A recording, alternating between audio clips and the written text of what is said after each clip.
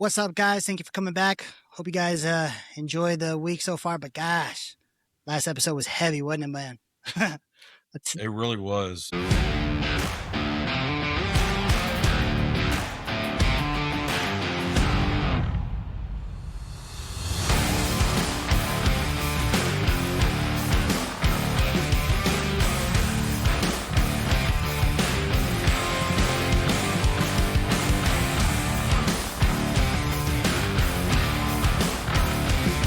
Did you just fucking throw up?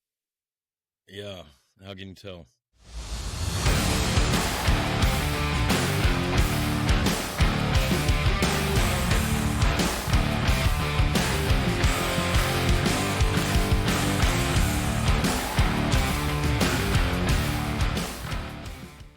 It hits you in a certain way where talking about piss you off. You know, I've been pissed ever since we heard all the stories and all that shit all fucking week. And we could have gone for another 6 hours probably because Arvis has no shortage of stories. Well, but we did go for offline. We ended up going for another 2 hours, yeah. But I'm saying like we just could have kept going, like we could have been just kept going nonstop. But it's getting heavily suppressed because just like Arvis was saying, like the prior DOD general counsels and Secretary of Army and all of them, the people that are higher up, they know the situation, they know what's going on, they're purposely suppressing it. Just because the administration changes doesn't mean they don't change the level of embarrassment that they feel when they know that they're doing wrong. So guys, if you haven't, please go check out, episode 21, false accusations with the unjust UCMJ. Watch it. Like, I appreciate you guys sharing it, but please actually watch it. Watch it, hear the stories, hear what's going on. There has to be actual change demanded.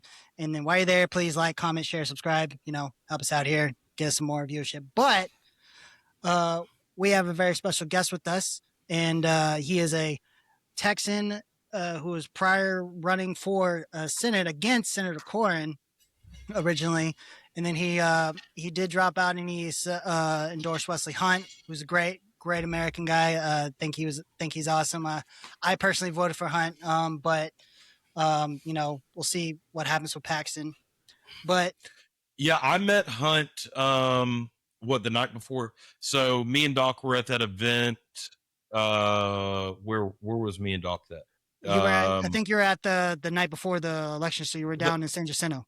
Yeah, okay, that's where we were. So we were down there, and then I left there because I was invited to Wesley's thing, went and met him. He seemed like a pretty good dude. I was very nervous about him. After meeting him, he seemed a little bit better than what I kind of got the read off of just looking at social media and all that. So, but he seems like a great guy, but like I said, we got a very special guest, Alexander Duncan. Appreciate you making the time to come on, man. And so, if you don't mind, the floor is yours. You tell us a little bit about yourself, and just tell us who you are. Yeah, so do you go Alex by Alex Duncan, or Alexander? both. Usually Alex, just to keep it a little shorter for everybody else. But yeah, Alex Duncan. Because I can't spell that well.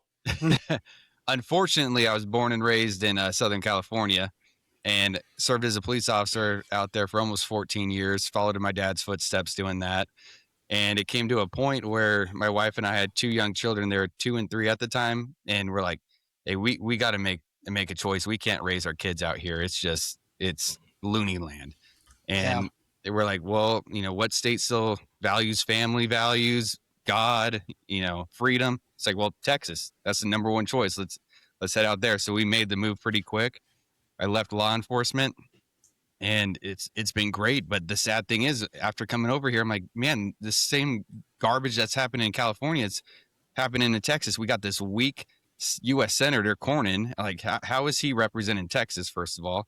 And then we have this Islam invasion going on, all these issues. It's like, someone needs to step up and start addressing these things, or we're going to go the way of all these leftist states. So that's how I kind of got my into politics. Is like, hey, I have freedom of speech once again because I'm not a police officer, so they can't come after me and tell me I can't say certain things.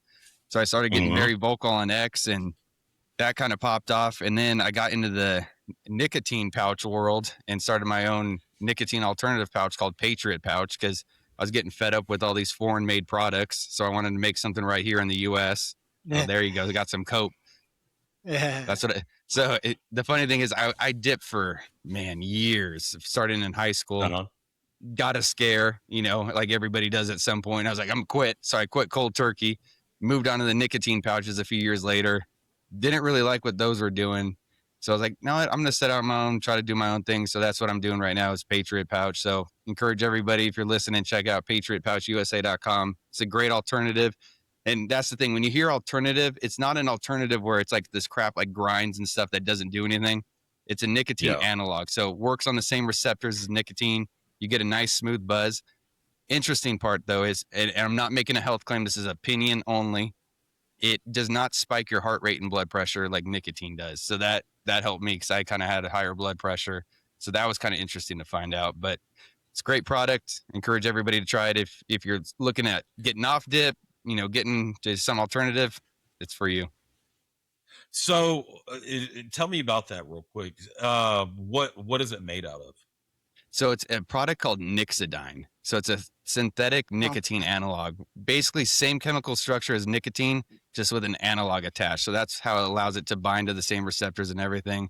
It's a whole chemistry to it. But funny enough, there's some research coming out, some peer-reviewed studies that are coming out showing that it's less toxic and less addictive. And toxic, I mean, when I talk to this toxicologist, he goes, I'll tell you everything you consume is toxic. He said anything in mass, water's toxic. So he's like, so I'm just saying the toxicity level that you'd have to consume, it's less than that of nicotine. So he's like, overall, I think this is going to be the future because people are going to notice that their heart rate's not spiking. They're not having blood pressure issues. So we'll see where it goes. How's it get in your bloodstream? Because those pouches, they don't have the fiberglass in them like my Copenhagen. Right. the old fiberglass star. It's like it just transfers through the thin lining in your gums and somehow works its way into your bloodstream. Yeah, because it is a different level of thickness. How they get it, how it can absorb into your blood, just like when you put like nitroglycerin under your tongue and stuff like that. So, right, bro, I've got such a pocket because I've been chewing for so long. Like I could probably fit a full fucking can in that goddamn of your shit. I could probably grab a handful, throw them in. So funny story though. We were at a event and another congressman comes walking over to me and he's bullshit with me and he's someone I'm not a fan of anyway. So I won't say his name. I'm going to be nice now. I've said his name on here before. But. So I'm sitting there and I've got a big ass chew in my lip and I just talked shit like openly about some things that they were saying about Israel and all that. So then he comes over because he sees Doc come over and talk to me and Doc was talking to me multiple times and so then he's got this look like, oh, okay, well I need to buddy up to him because Doc's talking to him, Doc's not talking to other people like that.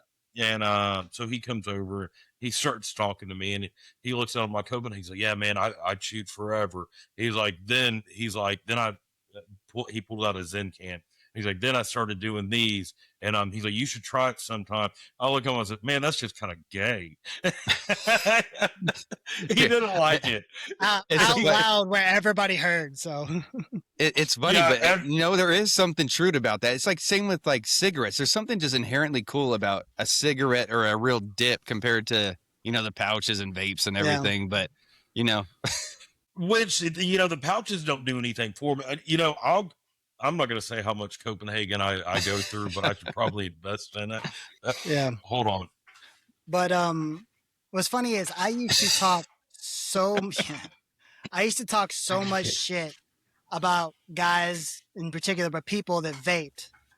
And then I got to a point where because I quit drinking in 2012. And that was a personal choice. Good for you. And that was a personal choice. No particular reason. Like I wasn't like an alcoholic or anything like that, because that's the first thing people say, like, oh, were you an alcoholic? I was like, no, I honestly, dude, you're going to build a tower, it's going to fall.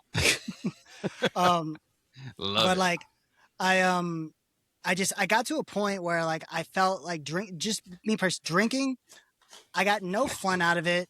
I didn't care. to drink because when I drank, I never got drunk. I would drink like maybe one drink. I would barely finish it before the night was done, and I would never want a second one.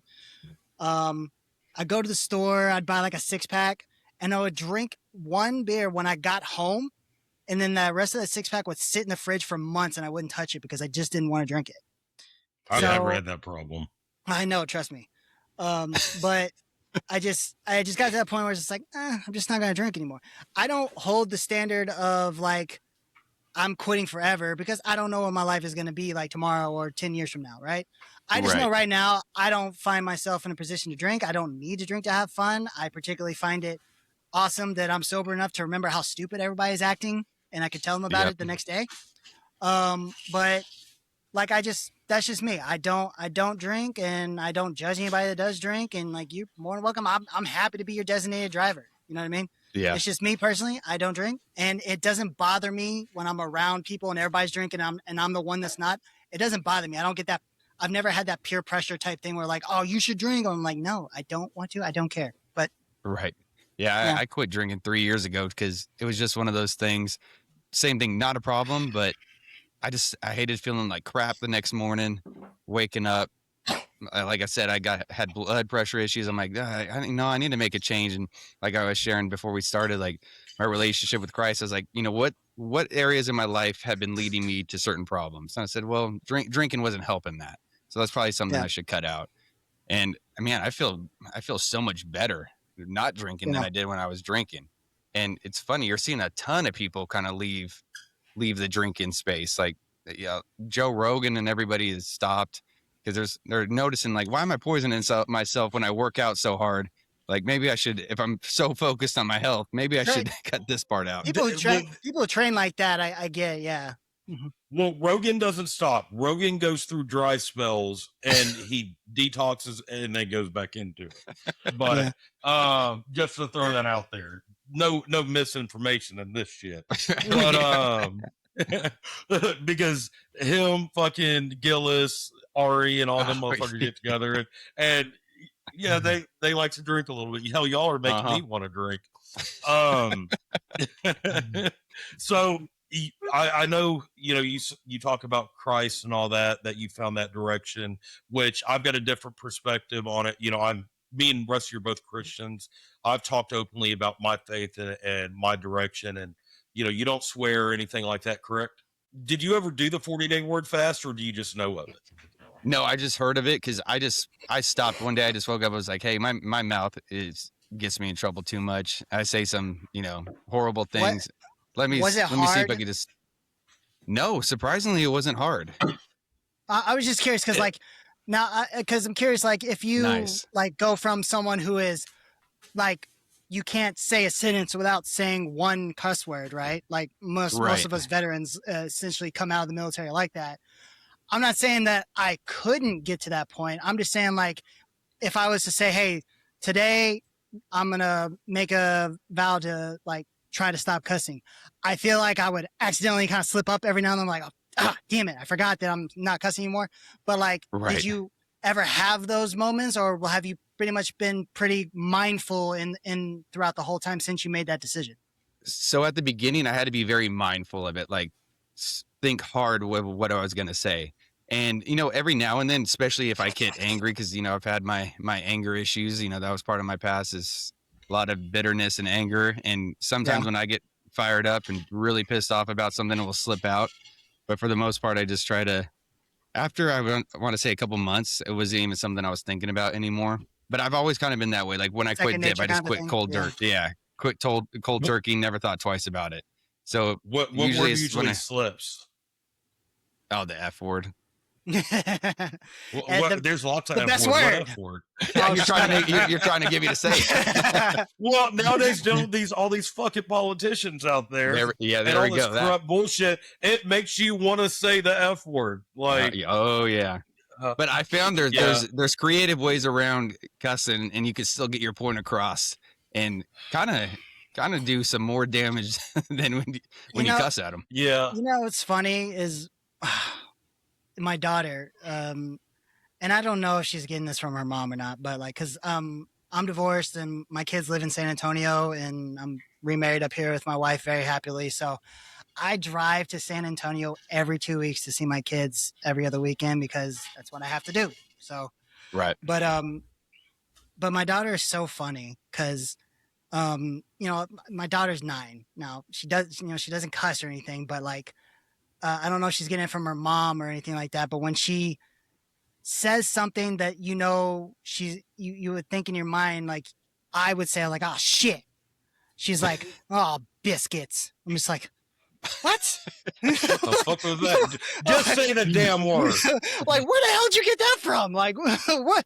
But it just makes you laugh. Like, that is funny. Like to say that. Like, if you're getting like really worked up, like, ah, biscuits. Like, Well, the other day we're in the truck and DJ, so my 12-year-old, something happened and DJ goes, and he said it in like an Indian accent, but he goes, oh, fuck. Or some shit like that, but in this Indian accent. And I look back up, and me and my daughter's 15, and we both look back, and I'm like, holy shit, man. Like, because I've got a rule that around me, they can say essentially whatever they want. Like, it's a way to be able to be expressive, and within I'd rather reason. them do it around me. I don't really have much of like I don't get onto like my son has slipped out. He's 13, but like I'm talking like when he was 11, because obviously, you know, when you're a young boy, you know these words, and you did you fucking swallow dip, you dumbass? Did you swallow dip? Fuck. I hate that cup. Looks like a blender bottle. Fuck. Oh, you drank it, you fucking dipshit. Fuck snuff cup. Fuck snuff cup. Oh, I'm so glad. Damn. I'm so glad we got that on recording. I'm not used to that fucking snuff cup. It looks like a goddamn blender bottle. Yeah, it did when you pulled it out. But you know what? If you would just be taking Patriot Pouch by our friend Alexander Duncan here. No issues. Well, that's why I asked Rustie the other day. I was like, because he knows I'm a caffeine nicotine.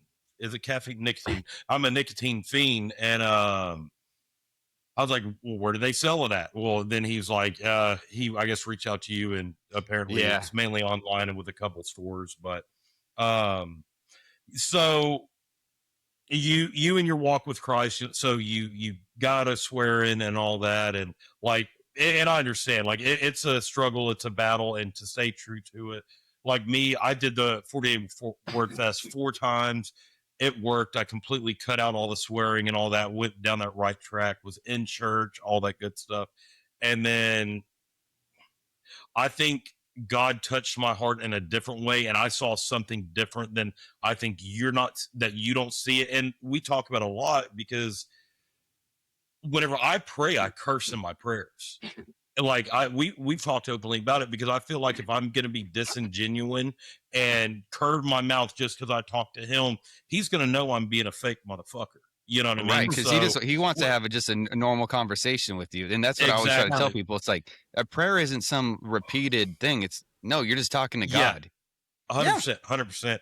And like I've said over and over again, like I was writing a book, which I could finish it, I just haven't, but essentially the walk of guys like me that are rough around the edges into church and all that, and really touching on like a lot of the congregation, the old heads in the church, sit on this pedestal, and you know, they may know the book like the back of their hand, but do they know him? You know what I mean? So it was a struggle that I had, and they look at guys like me and Rusty and shit, tattoos, beards, all that, and they look down on us, but we have this different relationship.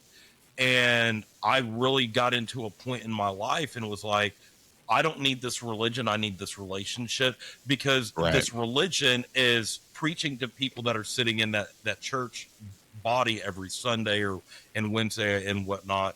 But who's going out and talk to these guys about Jesus in the bar? The guys that actually need it. Who's going out here and talking to these people? And that was my struggle. That's whenever it was kind of the epiphany. And I'll be honest. So we had a member of the church that was a good friend of mine. He was a recovering addict. He ended up overdosing and he died. And it really hit me with an epiphany of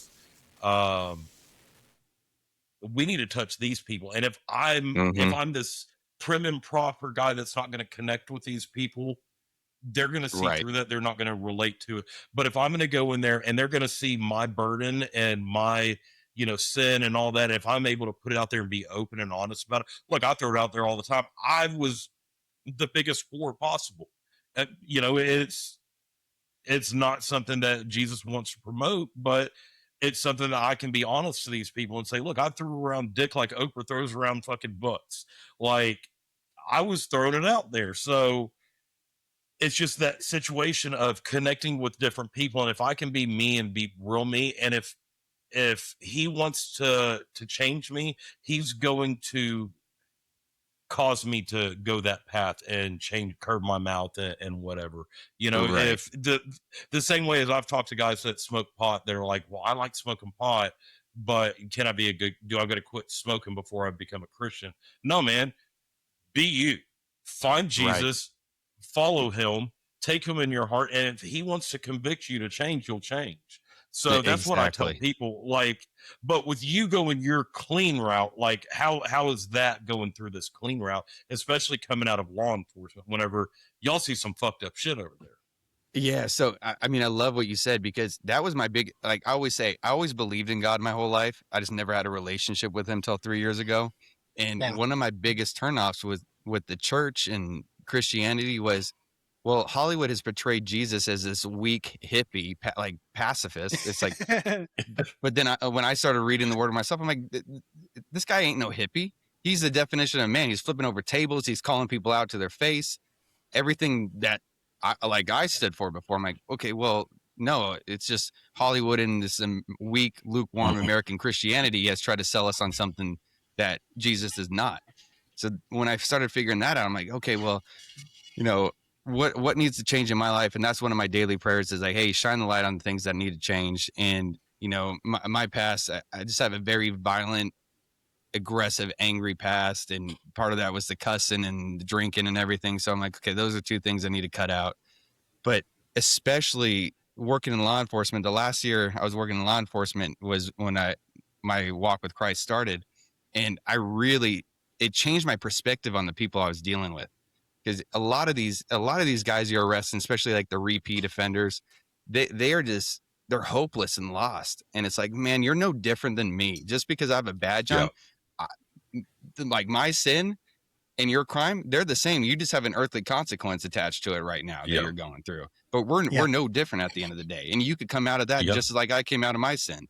So that's what the cool part was. And I wish if I did continue my law enforcement career longer, I would try to preach to them more, because so many of them are just lost and they feel like the world's given up on them.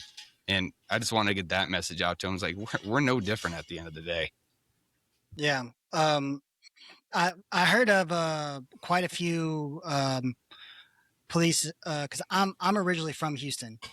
So I heard of quite a few police officers, and this is decades ago. I can't believe I can say that now. God, I'm getting old. They would arrest some, well, not necessarily arrest, but they would pick up some people who are like drunk or disorderly, or like, they're high or whatever like that. But they wouldn't go immediately to the whole, arresting them, throwing them in the drunk tank, taking them in on whatever, like that. Depending on like the situation, because, they would spend more than just face value in the situation, right? Right. Here's another drunk asshole, and whatnot, and causing a ruckus. Just arrest them, throw them, put them in jail, and going about your day, right? They would read the situation. They would try to talk to the person if they're coherent enough, and some of them would actually take them to these to some rehabs that take people, no questions asked, and they'll cost a dime. That's saying cool. like you don't need you don't need to go to jail. You need to Right. you need to come with me. And they would put them in the back of their car and they would drive. And there's a few of them that were known for that, like these. I mean, granted, wasn't a lot. And, it's one of those things like you wish it was more, right? But right. They would show up and be like, hey, you don't need to spend a night in jail. You don't need to deal with the ramifications of this, because it's clear you're going through something, and let's get you some help. Now, obviously, it's one of those things of like, you hope they get help. Odds are they don't take it the first time, maybe not even the second time, and you're hoping they're not just repeat getting arrested, or, out there, whatnot, because eventually you do kind of have to get your hands tied in a situation if they keep doing the same thing, right? But I like that they try to take the situation further than just face value and look into it and try to help the person versus just throw them in the drunk tank and arrest them and move on. Yeah. I was just say that's kind of like the biggest problem with law enforcement, especially like these videos you see that go viral of some cop doing something stupid. It's like they're not realizing at the end of the day, they're just another person that's going through something. You get off your shift, you're going through the same kind of crap usually. And it's like, hey, just, I hate the word de-escalation, but it's like, just talk to this person like a normal human.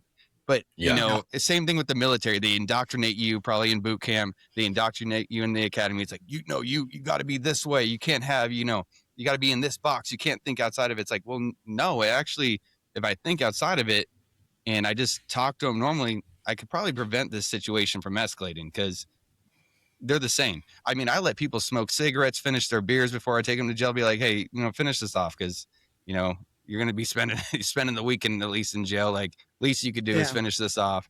But, you see other cops, especially right out of the academy, they're just like, no, put that down, throw that out. I'm going to, like, they're the bright-eyed, bushy-tailed, I'm going to change the world. Crime is going to stop right now. Like, yeah. It's like, you don't need to yell at grow the fuck up. Yeah, and the funny thing is, like, the yelling just kills me when you see these cops just yelling their head off in a situation. It's like, dude, you don't need to yell. You actually put more fear into these people when you're calm and not escalating it, because they're like, okay, this guy isn't phasing him. My crazy behavior is not phasing this cop at all. So probably should listen to what he's telling me. But you get those young guys just screaming their head off. It's like, what are you doing, man? Like, you're just provoking him and playing right into his hand. Yeah. And I always tell people, like, hey, because I've had a situation where, and it was the only time I ever got field sobriety tested. I was completely sober, but I was underage at a house party with a bunch of my friends. They were all underage and they're all getting drunk, but they're all on the. No, it wasn't your house. Stonies. No, I told this already, and it wasn't either one of those houses. But they were out in the front yard in a general neighborhood, and they're being loud and obnoxious. And I'm just standing there. I'm just like, you guys are being so stupid. Like, you guys realize that if you don't shut the fuck up or go back inside, a cop is going to pull up. And they just were like, no. And they're just being so loud and obnoxious, and they're all wasted. And I'm just standing there, leaned up against my car, because I'm like, it's a matter of time. So I'm going to be ready.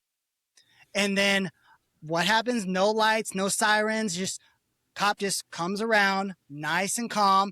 And I was like, now look what you did. Roaches, gone. And I just stood there. And he gets out and he's like, why didn't you run? I was like, I'm sober.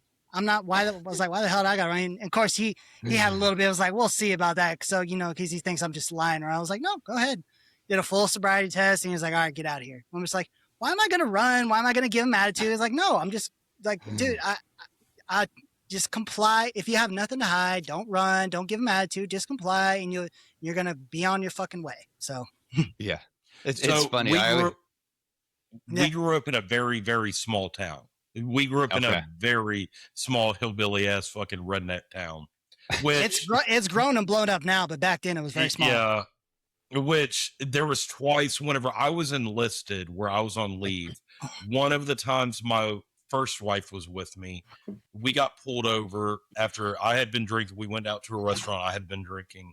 I was actually underage at the time. Get pulled over. I was in the loud Durango that I had. Yeah, Durango. I don't know if you remember that one. Yeah. You had the Durango then. Yeah. Yeah, so I was in that and got pulled over. I shouldn't have been driving. I was drunk. The cop, kind of checked me out, and which I could drive, but I probably shouldn't have been. But he said, how far are you going? I was like, another 5 miles. We told him where we're going, and he essentially said, okay, get on your way, and I'll follow you. There was another situation where I got pulled over around the same time, and the cop had a rookie with him, and he essentially told that rookie, he said, he's going to jump in your driver's seat, you're going to jump in the passenger, he's going to drive you home, and I'll get him from there. So two situations back That's then cool. whenever I was young and dumb and fucking retarded. You know, it's funny. I hated doing DUIs, right? Because it was a misdemeanor crime in California, but the amount of paperwork and the time involved it just killed me. And I was like, I'm not doing these. I'll do everything to not do them. Well, one night we pull over this guy. He is hammered, right? But he's now parked against the curb. How we pulled him over, he parked legally. And some emergency call comes out. And I think I was training someone at the time. I'm like, hey, look, we're locking his keys in the car and telling him to walk home. Like, I don't care. Like, if he has to pay to get his keys out, whatever, at least he's not going to jail. So I explained, I'm like, dude, you're lucky. Just go home, walk away. Like, I'm not going to take you to jail right now, but you're not getting your car again. And he's, you know, he was just wasted. Well, like 30 minutes later, I'm getting called into the sergeant's office because this fool called and complained. He's like, I got stopped and the cop locked my keys in my car on purpose. I'm like, my gosh, you got to be kidding me. Now they're trying to get me in trouble. Like, did you lock his keys in his car? I'm like, well, I can't say he was hammered drunk and I didn't do what I was supposed to do. You didn't follow through on the DUI. Yeah. Now, it's funny you say that because I don't know if you've what's his name? Gary Owens, the comedian. You ever seen any of his stuff? Oh yeah. Yeah, because he was a military cop for the Navy, right? Okay. And he did this skit, and he was saying like when he first got to his station somewhere in one of the bases in California, and he was one of those like fresh cops, right? He's like, you know, Officer Owens is here. Shit's going to change. Crime is going to stop. You know, like he was whatever. And then, but again, at the time, like you're going to school, like you don't really understand what the type of work that comes after you do something, right? So he's makes his first DUI stop, right? And shift change comes and goes, and here he is an hour and a half later, still doing paperwork, and he's like, "This is the fucking last. I ain't got time for this bullshit." So like, cause he's sitting there saying like, I'm still doing fucking paperwork on this goddamn one DUI stop. And I'm supposed to be off 2 hours ago. You know what I mean? And, but I just thought it was so funny. Cause it's like, man, dude, it is crazy. The amount of like administrative stuff that comes from doing something like that, you know? Yeah, it's crazy. Well, especially you've heard how crazy California is. So, I forget what year it was. I think it was like 2016 or 17. They changed the drug laws, right? So meth, heroin, everything that was a felony before became a misdemeanor. And I mean, like you could have a ton. And I made a stop. Guy's driving a stolen car. He's got about a pound of meth on him. We arrest him. Well, it's a non-violent crime. A stolen car and the drug possession's non-violent crime. I know, but that's a lot of meth, dude. Where the fuck he was gonna have walking, a fun weekend. He was walking out of our jail before I was even starting to write my report because we were booking all this evidence. I'm like, got right the fuck out. Yeah. I'm like, this is such a joke. I'm like, this guy's already free and I'm not even done with half of this stuff. But I'm like, what is California doing? Like, what's the point now? Like, what's the point? Because he's walking free. Meanwhile, Texas's marijuana laws are fucking ridiculous, retarded. That is one of the stupid. And you have Dan Patrick pushing that so heavily. It's like, this is the stupidest thing you can do. Dan Patrick was pushing that legislation last year, and I signed the petition. I sent the petition to a bunch of people to sign it. And at the time, I was giving Greg Abbott props because he vetoed it when it came up to him. Right. I thought like, okay, cool. He's actually listening to his fucking people for once. Just to find out that he went behind the scenes to do an executive order that just put serious restrictions on cannabis. It just kicked in 31 March this year. Yeah. And that was under its fucking table. I was like, oh, this guy just wanted to do something on his own fucking accord. It's ridiculous. And I always tell people as a, former law enforcement, why don't you go talk to police officers? Because I'll tell you, have I ever responded to a domestic violence call where some guy was too high and decided to beat his wife? No. Always was drunk or something else. Never too high. Are people breaking into homes and robbing people because they need to get their next fix? Next set of meth? No, not with weed. Oh, let's see. Has weed helped people with PTSD? Has it helped other people with chronic pain? Yeah. So why aren't we telling more people to get off opioids and off their prescription drugs and use THC that relieves the pain isn't leaving them with another type of addiction. But we've got it so backwards here when it comes to that. Well, right before we got on here, I was on a phone call, and me and an individual were talking, and so she recently got on the Compassionate Care Act and all that. So this is her, I think, 3rd month on it, which she's been smoking pot her whole life, to deal with some of this shit. And she is a pothead, and super successful, super everything. Just, she likes smoking pot. And then recently she had a back injury, she had a back surgery, all that stuff. And so instead of being on narcotics, she's been smoking pot. So I told her, hey, why don't you look in this Compassionate Care Act shit? Well, now they just made it where they can't smoke flower, they can't have the vapes, they can't have anything like that. On top of that, it's only 10%, or I'm sorry, 10 milligram THC, which doesn't do shit, like nothing at all. And you can't grow your own fucking plants. Also, and then what she called me about today was, she goes, hey, since I'm on the Compassionate Care Act list now, because they don't, when they prescribe it to them, they don't give them a prescription, they put them on a registry.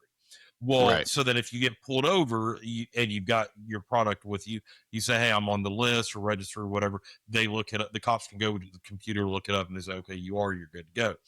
Well, here's the problem with it. You can't carry a firearm. You can't have a firearm in your possession if you have it on you, which it's ridiculous. It's completely fucking, if you're not high, like, but you can't have it on you. It's fucking absolutely dog shit. Like, because isn't that equivalent to why wouldn't you apply the same logic to having a case of unopened beer in the car with you? Like, there's no difference. Exactly. Yeah. It's so backwards. Oh yeah, which I'm a libertarian, so I'm not a conservative. I'm not a Democrat. I am a libertarian. I have very conservative views, very leftist views. Well, my opinion is, who the fuck is the government to tell me what I can or can't put in my body, as long as it's not affecting anyone around me, it's not affecting my family, my neighbors, whatever. Like, if I want to fucking smoke meth, I should be able to smoke meth. I'm not going to, but if I want to, I should. Like, if I want to do heroin, if I want to do this, that, the, if I want to use fucking a couple cycles of Deca, I can use a couple cycles of Deca. Go fuck yourself. Like, who the fuck is the government to tell me what I can or can't do in my bedroom or in my body? That's kind of my opinion. So they need to get back the fuck off of it, because I think that they could, if they legalize cannabis and decriminalize the rest of their narcotics, I think they could put the tax revenue that they get off of it and put it into put it into drug rehabilitation programs. I think they could go through clean clinics. I think it would take a well, and the reason I say everything legal is, get the fentanyl out of everything. Fuck this CCP. Fuck Mexico. Like, if they legalized everything that is natural, which cocaine is technically natural. Heroin is opium. That's natural. So as long as you do it, like, and methamphetamines and crack and stuff, like, where you have to like make it, like, that's one of the things that I don't agree with. Like, because that's like a chemical compound that you're making, right? Yeah. But when it comes to stuff you can naturally, like, weed naturally grows in the ground. The cocaine plant naturally grows in the ground. See, that's that's what I'm saying. Like, that's different. You know what I mean? Because those are naturally occurring things. So I'm so against legislation for my personal health or my personal safety. It's like, no, screw you. I could do whatever I want as a free person. God has given me freedom. I could do whatever I want. It may not be the right choice, but to legislate what I could personally do, I only draw the line is if it affects somebody else. So like meth. Unfortunately, meth, a lot of people, it just takes over, and they're out in the streets and they have to break into cars or homes or rob people because they need to get enough to get their next fix. So that's where it kind of leads. Hallucinogen type thing sometimes, depending on how it's made. Yeah. Right. As long as you're doing anything you want in your home and you're not affecting and infringing on the rights of others, have at it. Yeah. If you don't want to wear your seatbelt in your car and kill yourself, have at it. Like, well, how do you feel? It's funny you say that because I remember that old ass commercial when they first made it a law. It was like we're like a bunch of communists. We gotta wear a seatbelt on the way home, and then like when they first, you remember that? You remember that? Yeah, and I then saw just it the like other that, day. Yeah, and like whenever they made drinking and driving illegal, like Yes. when getting off, I can't enjoy beer on my way home. You know, like. Yeah, I ran man, across that the other day, and those. I was dying because he's like, "Yeah, how are you gonna tell me after 12-hour shift I can't have a couple beers on my ride home?" And the lady's like, "We're just gonna be a communist country," and I'm like, "Dang, you know what? She's right because we just keep taking people's freedoms away left and right." It's just so funny you said that because that's the first thing that popped in my head is that damn commercial. and we've talked about it so many times. Like the government, they're smart about it. They don't just come in and take your rights, 100% of your rights all at once. It's they slowly small encroachments, dink until people aren't noticing it or they don't really give a fuck. They're like, okay, it's for the greater good, until it's to a point where they take 100% of all control, and it's like, where the fuck did my life go? You know? Well, and that's why I hate these bills that that Congress and everything passes, because they are massive. Our representatives aren't even reading these things. They have staffers that kind of peruse through it, see if their point they wanted in there is in there, and then they're voting on crap they don't even know what's in it. And it's like, why can't we just get down to a single issue bill, one page? This is what we're voting for. That's it. But they hide all this garbage in there, funneling our money to other countries. Yes, it's terrible. And then again, most voters don't read into this stuff either. They just hear like, "Hey, we got our key thing in there that we wanted," and it's like, "Well, did you see all the other garbage that's attached to this? You see the billions of dollars that are going overseas again to fund the Taliban and fund Ukraine and all these places? It's crazy." So during the Biden administration, the border bill, I don't remember what the exact name of it was, but the border bill, right? Whenever they were saying, "Oh, we're trying to fund the border," stuff like that, right? Whenever that was going on, and then they blamed Trump, saying it's Trump's fault it got shut down or whatever like that, right? Right. So, but everybody, of course, all the crazy left-wing podcasters at the time, were all gung ho for Biden because Biden could do no wrong, even though Biden wasn't really doing shit. He was just sitting there in his diaper, going to bed at 4. But they were like, well, they were trying to pass the border infrastructure bill and all this funding and everything, but then Trump, what all this shit? And I was like, okay, yeah, but so let's look at all the money that was in that bill that was allocated. And there was twice as much funding for the border security bill to go to Ukraine than it was to the border itself. I was like, how does that make sense? You're going to call it the border security or whatever it was called bill with twice as much money to go to Ukraine in that bill than to the border itself. I was like, that makes no sense. Yeah. We don't have a border with Ukraine. We don't have a border with Ukraine's border. Yeah, exactly. Yeah. But no, like, man. So me and him, we've talked about it a lot. It's like, we stand on essentially any and all. I don't care which countries, and this includes our quote unquote greatest fucking ally. All fucking foreign aid, period, needs to be stopped, done, cut. We have an insanely 100%. Fucking national debt crisis that just keeps on going. Because and I always love how Andy Frisella puts it. I don't know if you ever heard him speak or whatnot. I think he's an amazing guy, right? He's like, we have too many fucking issues to deal with here. So until our issues are done, fixed, and we say, hey, we have everything situated, we have all of our shit good, we have our debt under control, we're not in a deficit, then we can talk about these guys over here. Then we can look at them over there. But until we are okay and we're not in a national debt crisis and we have no deficit every fucking year that continues to grow, I don't care about anybody else in this fucking world except for us. Thank you. Exactly. Like, until our national debt's paid off, until our veterans are off the street, until they're getting taken care of, why are you sending my tax dollars to a foreign country that isn't doing anything for me? Nope. It's ridiculous. Well, so Rusty and I just had this conversation. Did we have the conversation yesterday or the day before about the government being retarded? That was a couple of days ago, but I mean, that's pretty much an everyday thing. So yeah. So like we were talking the other day, and I threw out this fucking idea on how to turn some shit around. And it's like, how the fuck does two dumb motherfuckers like us figure out a way to solve the entire economy, welfare system, unemployment, and everything else that was associated with it, and the billions of dollars that our goddamn government spends on this shit? They can't fucking figure it out. Like, the massive think tank is the special ed tank. Like, fuck's sake. There's no common sense with these people. None. So let me tell you, Yeah. let me tell you this real quick. This is how I told it to him, and he's like, "What the fuck you talking about?" Because there's a story behind it. It's about my boss at work, right? I was like, "Man, sometimes you just got to take the doorknob off the handle." And he was like, "What the fuck do you mean?" I was like, "And there's a story behind this. So let me tell you." So my boss at work, so I'm a project manager at my job, and my boss, is like the lead of that, whatever, right?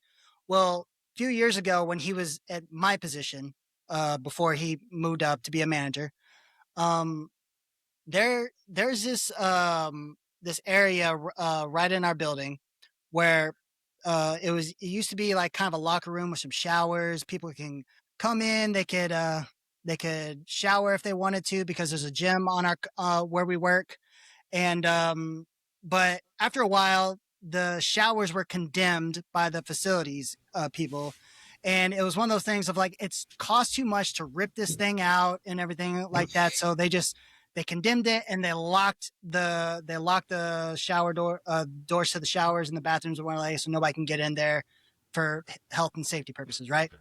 Well, right there next to it is a door that leads that people can go in and outside of the building, and it took away from the main entrance to the building, right?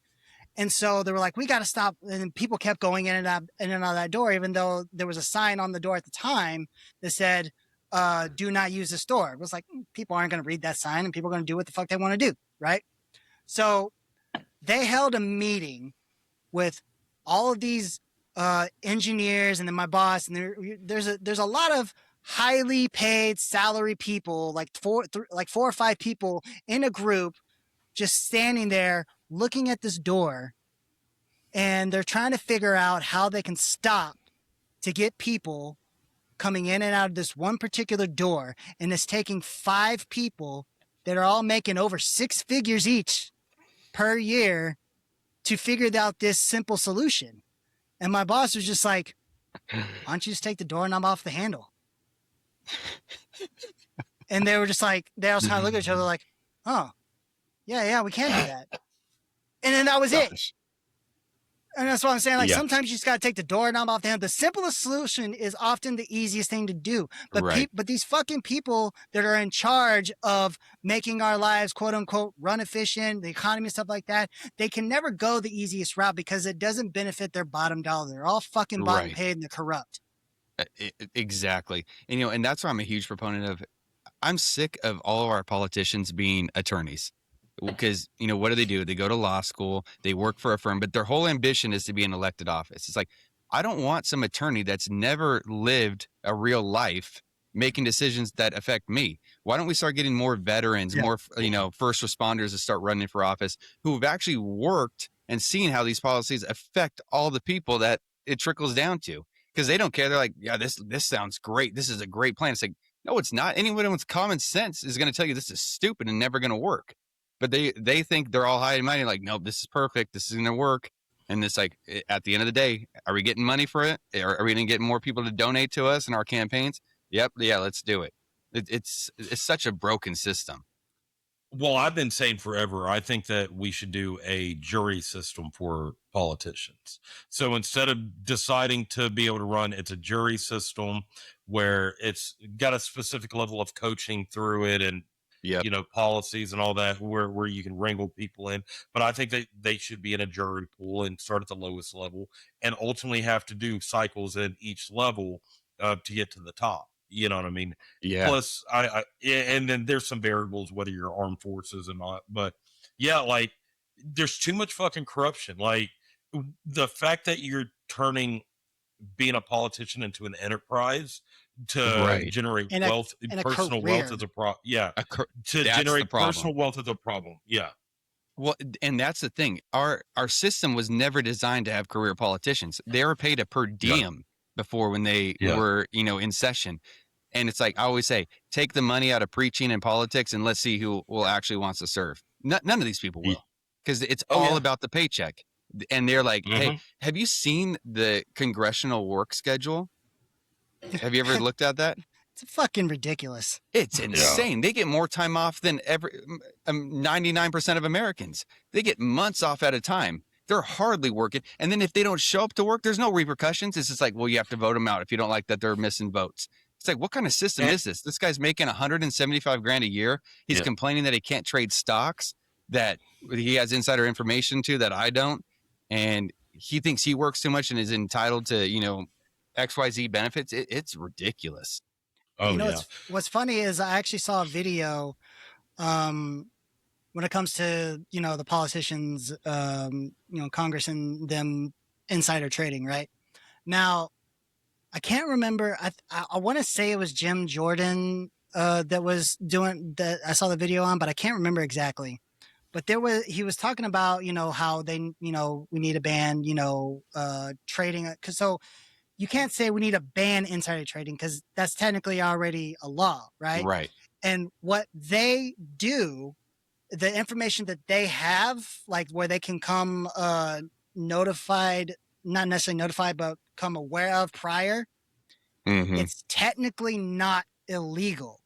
So that's why they can't get in trouble, right? Right. They just need to ban them from trading stocks for their time in office. That's what they need to do. They need to be banned from trading public stocks, right? You can set it in a mutual fund, and let it just play off the market, and that's fine. Like that's 100% fine as long as you're not having any control or have someone trading on your behalf, based off information you get. That's what we're pissed about, right? But it was like on the technicality of like we need to ban insider trading. Well, insider trading is banned. You need to get more specific on what we're asking for, right? Exactly. We need to ban sitting congressmen and senators from trading public stocks. Like it has to be worded very specifically. Because if you say we need to ban insider trading, that's already banned. So you have to be very specific what you're asking for. One of the few times semantics matters. Exactly. You gotta be especially when dealing with fucking politicians. Well, and fucking that's the lawyers. That's the same thing we're dealing with. Fucking attorneys. Yeah, it's the same thing we're dealing with this. Let's ban Sharia, but Sharia is already banned. You can't run a parallel legal system in the United States. It can't happen. I know what we agree when it comes like the Sharia law and courts and stuff like. Because I remember Doc was talking about when you're trying to get specific about that. You have to get specific on like the practices of what you're asking about, right? Because if you just say ban Sharia, whatever is specific, right? Yeah, cool. But if you don't get specific, then that's where you get to that gray area. Then they use a legal system against you. So you have to be very specific. You ban this specific Sharia law court practice, right? Right. Because Sharia, when it comes to like when you break down like Sharia, the word through Islam and whatnot like that, like it's a term that flows through their religion, right? So you have to get very specific. It's all encompassing of their entire life.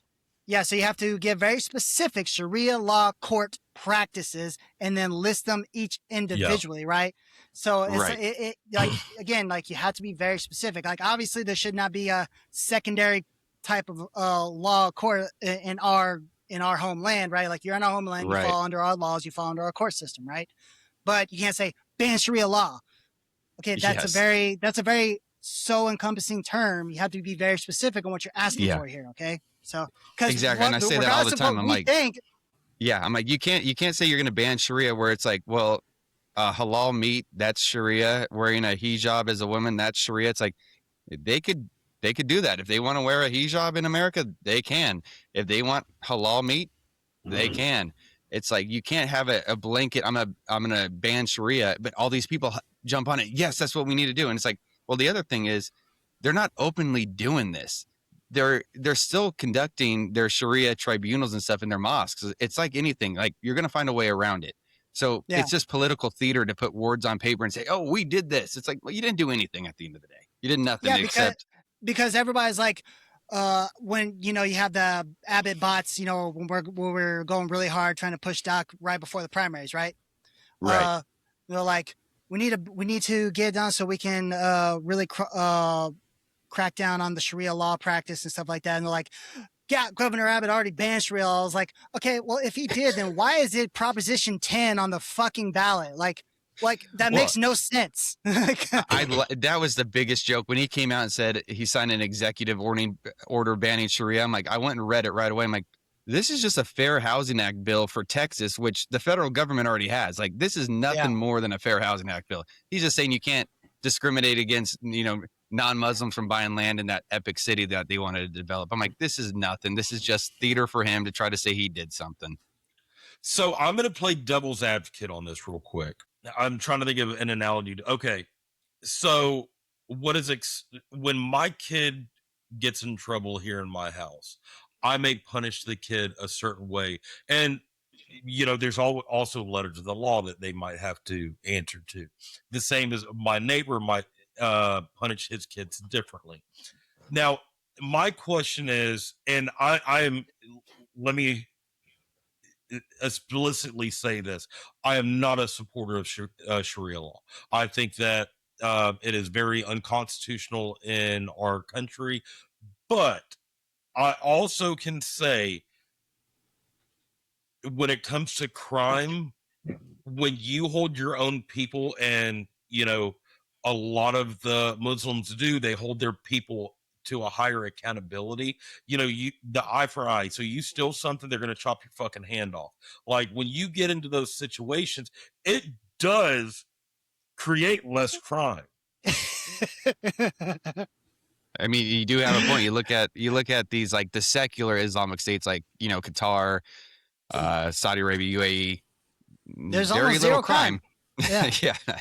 But then again, it's one of those things of like, look, is that specifically because of like Sharia law courts? I mean, there's also extremely high Christian populations in all those countries too. So it's one of those things of like, we don't know exactly what's causing that, but I mean, that's a predominantly Muslim and Islamic country, obviously, because that's where they are. So like you said, like Sharia is a part of the fabric, right, of everything, right? I was going to say, most people sadly don't understand Islam. They've never read the Quran or the Hadith or their teachings. But, when you say Sharia, like my mind goes to, well, why could it pose a problem in the future? Well, because ultimately their goal is global domination. They want one cohesive Islamic state caliphate that they rule by Sharia. Yeah, the caliphate. Well, under that, then, that's when Jews, Christians are persecuted. You have to, if you're a non-Muslim, you have to pay a tax or convert or die, essentially. So those are the things that we should be concerned about. But at the stage we're at right now, they're not there yet. But eventually, when they get, political power and they rise up in office, we're starting to see it in the UK. That's where it becomes concerning. But their mundane, routine, practices that they want to do, because it's like, yeah, well, they have the freedom to do that in America. They could still practice that. So here's my two things about it that frustrates me. One is, I think that Israel is actually the biggest threat to America, and the amount of genocide and just bullshit accompanying Israel is a huge problem. And I'm not saying that from an anti-Semitic stance, because I don't give a fuck if you're a Jew or what. My problem is the government, but people can never deflate. My problem is Mossad and the Israeli government. Now, second to that is people say, well, we've got this Muslim takeover here in America. Well, here in Texas in general. Well, we've only got 1.07% of Texas is Muslim. Mm-hmm. That's not a takeover. That is, I take a shit bigger than 1.7% of our population. You know what I mean? And so that's where I get frustrated, especially during this last political cycle. We heard too many politicians, and I called a lot of them out. They said, we've got to kick all Muslims out of Texas, send them fucking back home, send them this, that, the other, and my problem with that is, and they were talking about banning Islam. Well, here's the thing. You ban Islam, that is an infringement on their First Amendment right, the same thing we have as being Christians. You cannot do that. That's opening a stepping stone for the government to ultimately take our rights just the same as it's taken theirs. So I have those problems with that. I think that America's a mesh or a melting pot. All of us should be here, and that's here legally. And just like there's shitty fucking Muslims, there's great Muslims out there. Look at how many Turks and shit we brought over after being over in the Middle East for 21 fucking years.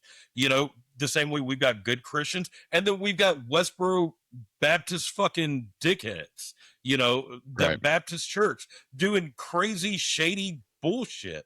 Like I would call them radical Christians. So, Right. Absolutely. Yeah. So my stance on it is you have a religious component of Islam, right? And that's basically, if you're reading the Quran, that's their first part of it is the religious aspect of it. And it aligns very much like Judaism and Christianity, like loving people, taking care of them, all the good stuff. The problem gets into the later stages where it turns into a political system. And that's what we need to be fearful of. The political system is what we don't want coming into America. And we're starting to see, but again, we're our own worst enemy. We're not getting out and voting people in. And so they're running for office and they're getting voted in, slowly, but they are. And it's like, we have no problem. Practice your religion freely, just like Hindus, Buddhists, whatever.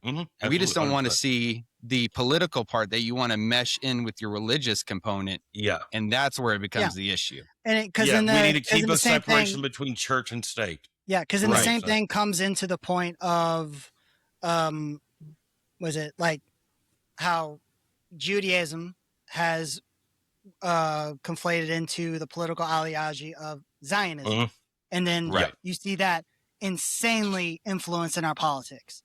So it's like it's the same. It's the same thing now. Like, I get why people feel, and I'm not discounting their feelings because obviously based off where you are, it does feel like an invasion because there's highly concentrated places, especially up here in the DFW area, of Muslim and Indians, right?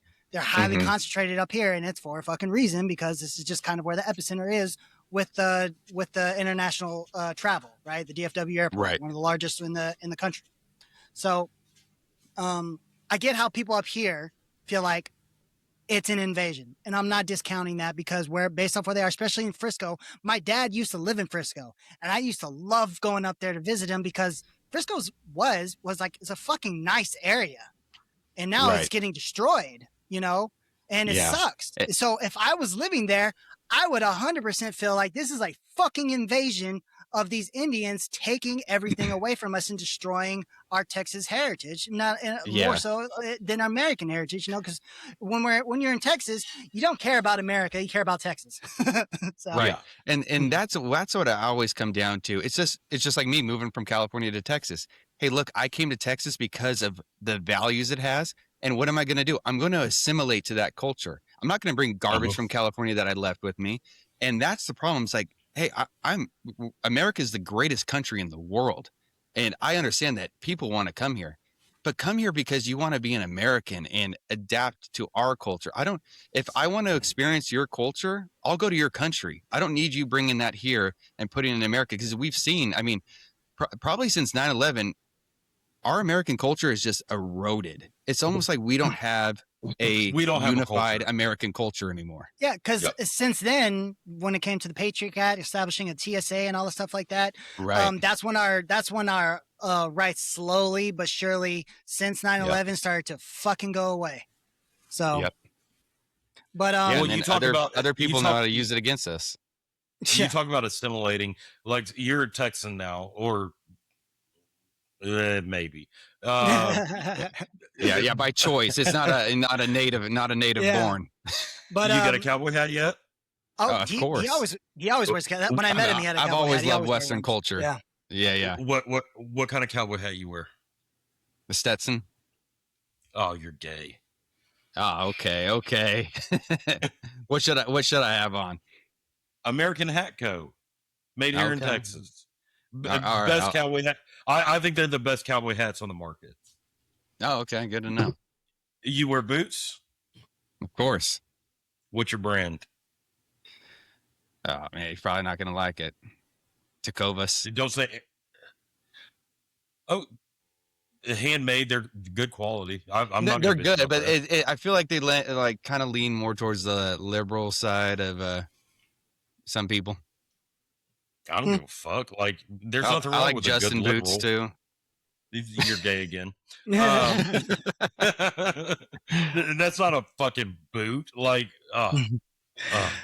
no, there are a lot of good brands though. Yeah, like when people come in, obviously, like especially wherever they're coming from in the world, right?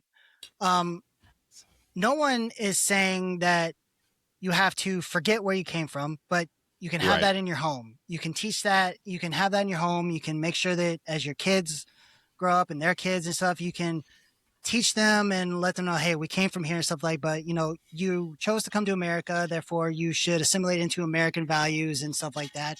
But nobody's saying to erase who you are. But that doesn't mean you come here and you try to change the fabric of the country you're coming to back to your country that you left. Then you should have just fucking stayed there. Like that is not what moving to a different country entails. Because none of us can go to China and try to change it into fucking Texas.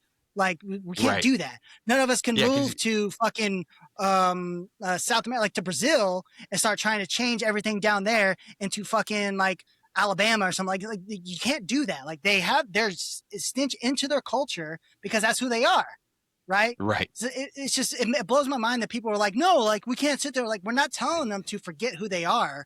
We're trying to make you understand that they left their country for a reason. If they're gonna move here, they have to understand that they can't change where they came into what they left. Because if that's the case, fucking go back. Right. Well, it drove me crazy. Like during these, the ICE protests in LA, and they're waving the Mexican flag. It's like, why wouldn't we send you back? You have more allegiance to Mexico. Why wouldn't we send you back? Tell me that public perception would not have changed if they were lining the streets peacefully, waving American flags, saying, we love America. We love this country. Please don't send us back. We love being here. We love being like in America. Probably the perception would have changed a little bit. There you go. There we go. Yeah. But when you're waving your foreign flag, it's like, well, go home. If you like it there more, go. What's funny is a lot of those fucking people, they're dumb, uneducated people that they're full blown American with no, they never been to the other country that they're probably talking about. They probably never even been to Mexico, and they just need something to support. That's just the cool thing to do. So right. Look, I will say this: I do have some problems with our immigration practices. Whenever, look, number one is people overstaying their visas are illegals whenever they can't get into the court system to redo their visa. Well, that tells me a couple things. One is there's too many illegals here, so we need to do something to help push them the fuck out, or we're giving out too many fucking visas. So this was actually what got me and Rusty on that conversation the other day, where I said, look, all these fucking dudes picking crops and all this shit, like, we need to make sure we have a 0% unemployment rate before we start letting these motherfuckers over here. Right. Like, we need to hit a net zero, and then we can say, okay, y'all can apply for these visas. Okay, you are a phenomenal doctor in Mexico or in Argentina or Uruguay or wherever. We'll bring you over. Or you're great at this, or you're a great engineer. We'll bring you over. But we need to hit a net zero on unemployment before we let one motherfucker over here. Honestly.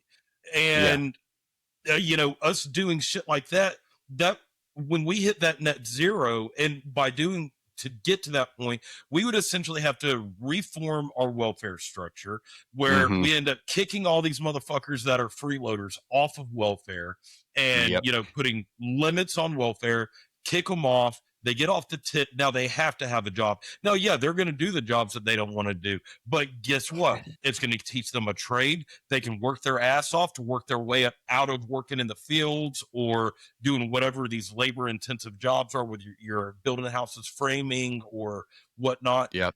And it'll give them a motivation to move up because they can't suck on our tit no more, Exactly. And then also it gives an opportunity for some prison reform, because instead of taking prison and keeping these prisoners in prison for however long, they come out, they don't have a career path.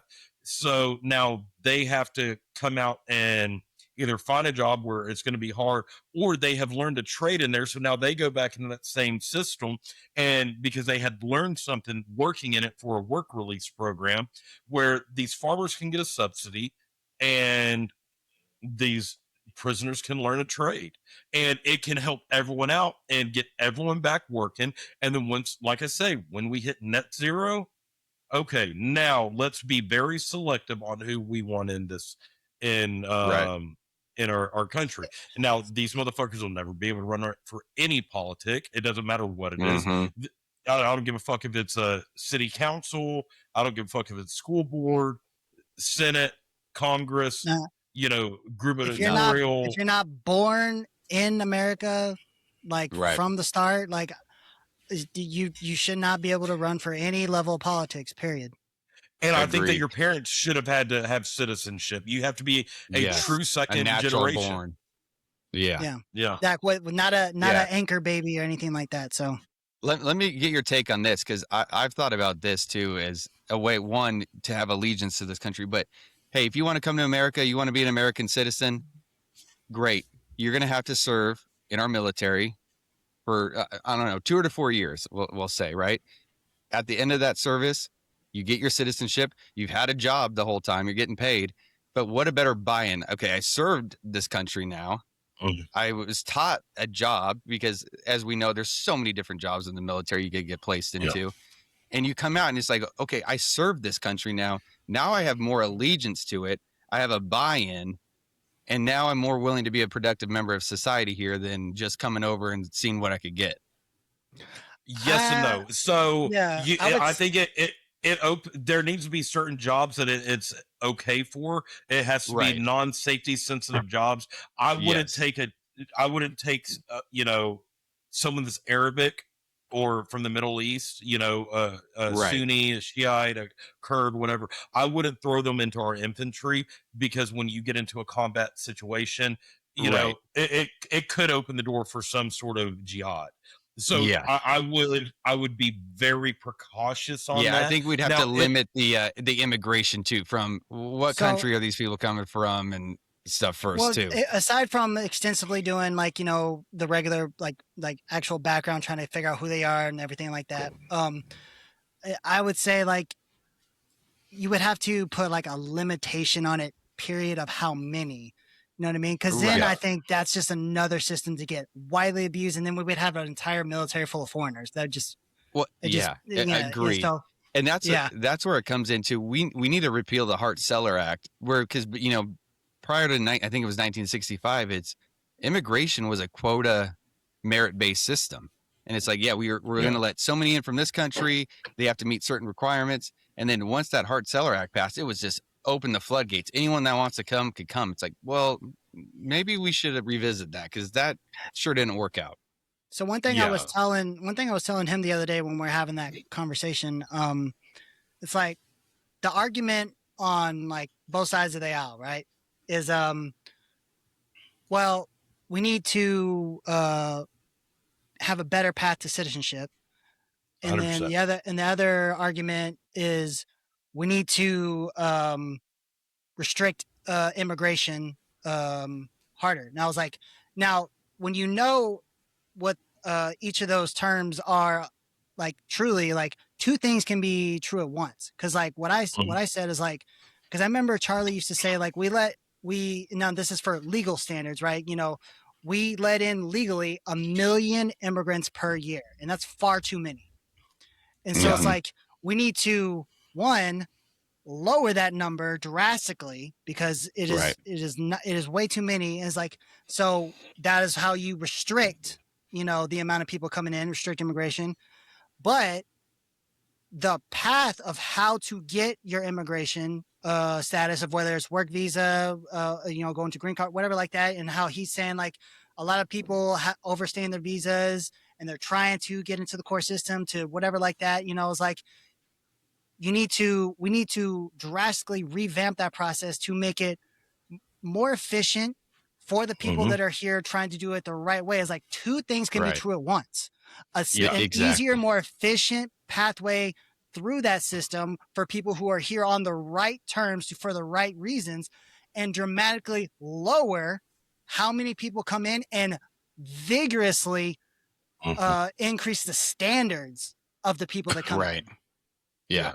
But I'm going to stand on, I think we need to hit a net zero on unemployment before we let one in. We've got too many fucking, look, it's a shame whenever a soldier gets out of the army and can't get a fucking job. Can't get one because these immigrants are taking so much lower wages. And I'm not just saying Hispanics. Look at what the Nigerians are doing. Look at what, Middle Easterns are doing. Look at all these fucking jobs out there. Indians. Indians, yeah. Like, there's so many that are taking American jobs that our people should be doing, that could be doing. And I think we're creating this dependency culture out there of Americans where if they don't want to go to work, then they won't, because they'll get on the tit. Like, I don't know how hard it is to get on assistance. I've heard both sides. I've heard guys say it's so hard to get on the system. You can't, like, when you actually need it, blah, blah, blah, blah, blah. But then on the retrospect, I see all these fucking welfare queen bitches that get on it just by opening their legs. Like, pop one out and there you go. They're like, and then I think that, like, we need to reform the welfare system. I wrote a bill for it that I was circulating around during this last election cycle. Let a handful of people saw it, and I was told multiple times this would be a great bill, but it's too much common sense. It'll never get passed.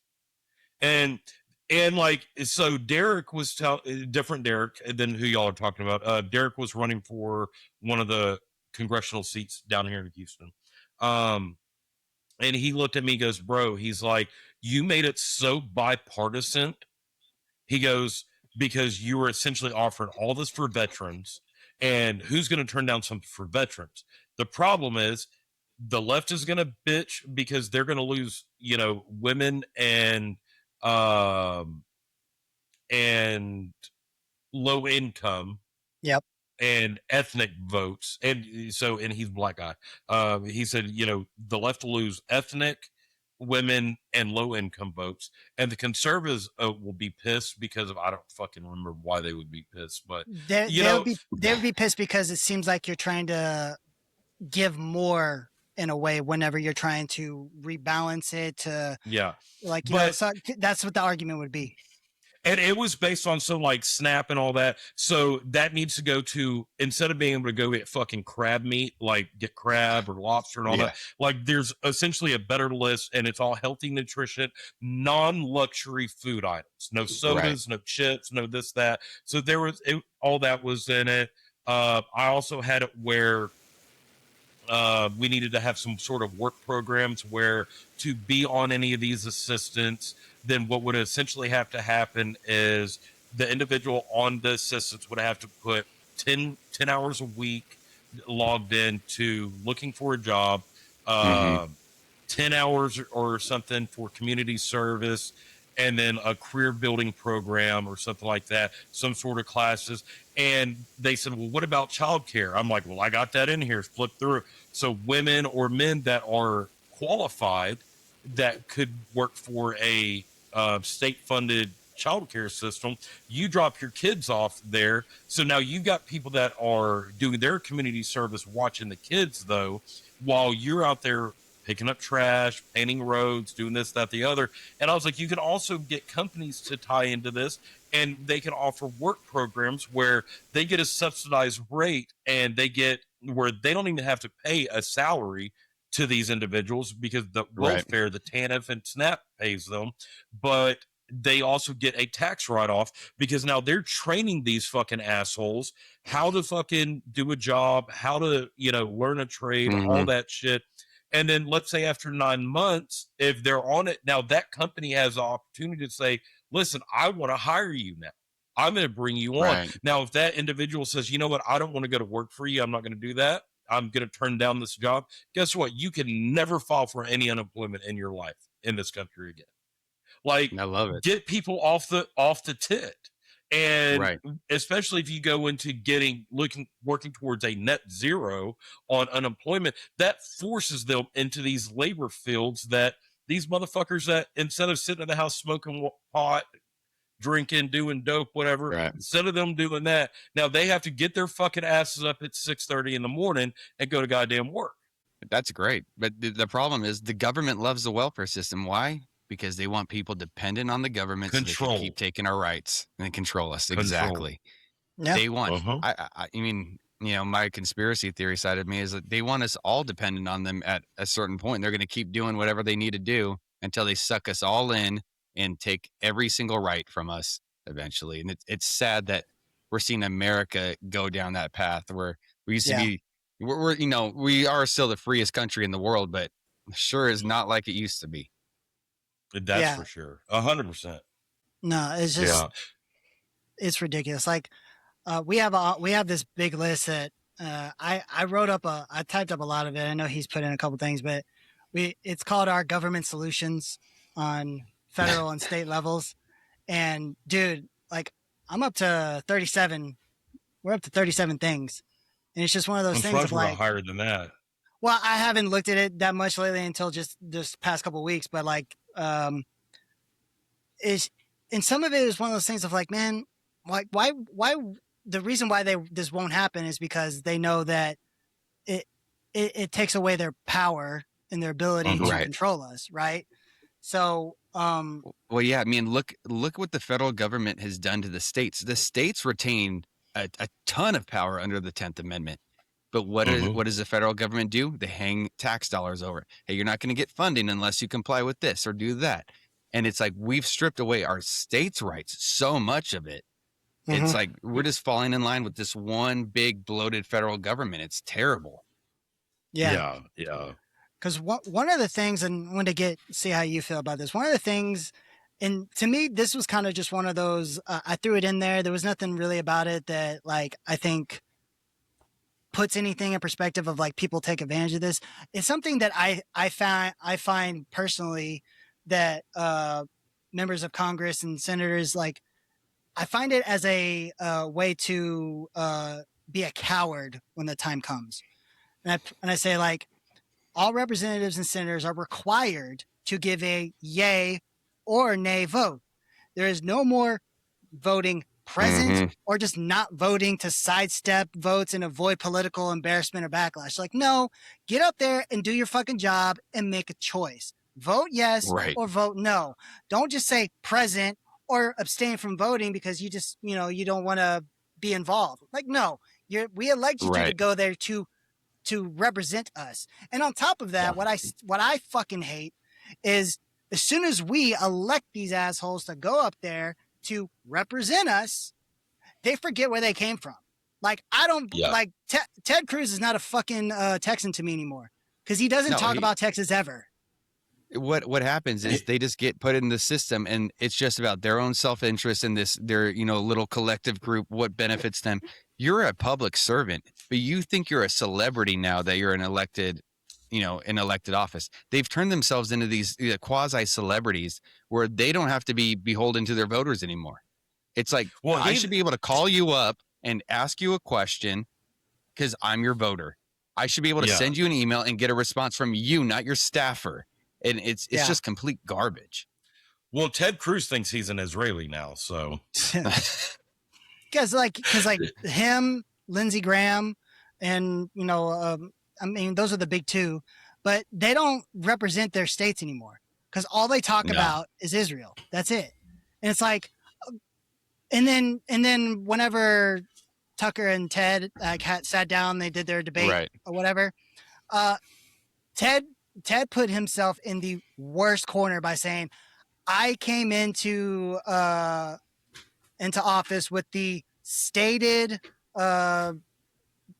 position of being Israel's biggest defender. I was like, I don't think that's why we elected you into office. Like, we didn't elect you to specifically be that your number one thing to defend Israel. You can hold that belief. I don't care, but I don't want that to be your only thing that you're fucking doing up there. Like, I don't remember him ever running on that. I don't remember ever hearing anything like no. Whenever I met him back in, I don't remember what year it was back in the day. Like, he didn't say one fucking thing about Israel. And honestly, and I'll ask you your opinion on it. I think Israel is corrupting our politics. I think that they are infiltrating us and they are completely corrupting what our country stands for, because we're not going American first anymore. We're more of an Israeli first nation.